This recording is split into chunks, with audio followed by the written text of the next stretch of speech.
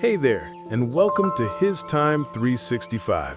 I'm so glad you're here for day 60 of our 365-day journey through the Bible. Today we'll look at Joshua 6 through 8, and I'll walk you through what happens, what it means, and why it matters. I'll share a summary and some insights to help you see the big picture and connect with the heart of the scripture. During your quiet time, I encourage you to read today's lesson in a Bible translation that speaks to you best. Now, grab a quiet moment, take a deep breath, and let's spend a few minutes giving God His time. The walls fall and lessons rise, conquering Jericho and Ai. Have you ever faced a challenge that seemed insurmountable?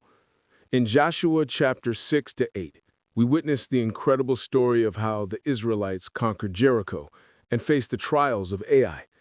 These chapters not only tell of remarkable victories, but also offer powerful lessons about obedience, faith, and the consequences of our actions. As we open with Joshua 6, we find the Israelites at the gates of Jericho, a city fortified by walls that seemed impossible to breach. God gives Joshua specific instructions: march around the city with the armed men once a day for 6 days. And on the seventh day, march around it 7 times while the priests blow their trumpets. This unusual battle plan might appear foolish to some, but Joshua and the people obey without hesitation. They follow God's commands faithfully, demonstrating that obedience is better than sacrifice. On the 7th day, as they march around the city for the 7th time, they let out a loud shout. Miraculously, the walls of Jericho crumble, and the Israelites charge into the city, claiming victory. This event serves as a testament to their faith and God's unyielding power. They are reminded that when they align themselves with God's will and instructions, nothing is impossible. However, this victory is soon overshadowed by a tragic event in chapter 7. The Israelites, full of confidence after their win at Jericho, set their sights on a smaller target, Ai. Joshua sends a few men to scout the city, and they report that only a small force will be needed to take it. But this time, the Israelites do not consult God. They venture into battle without His guidance and suffer a shocking defeat. 36 men are struck down, and fear spreads among the people. Joshua, confused and distressed, cries out to God, asking why they have been defeated. God reveals to Joshua that there is sin in the camp. Achan, one of the Israelites, had taken forbidden items from Jericho, disobeying God's command to destroy everything in the city. The consequences of Achan's actions show us the weight of sin and how it can impact the entire community. God instructs Joshua to deal with the sin before they can move forward. This moment serves as a stark reminder. Our decisions, even those made in secret, can have far-reaching effects on those around us.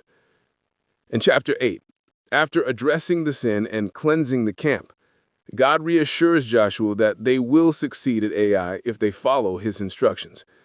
This time Joshua uses a clever battle strategy. He sends a group of soldiers to ambush Ai while the main army draws the defenders out. As planned, the men of Ai chase after the Israelites, leaving their city vulnerable. Joshua raises his spear, signaling for the ambush to attack. The plan works perfectly, and Ai is captured and defeated. This victory is not just about reclaiming territory. It's about restoration and learning from past mistakes.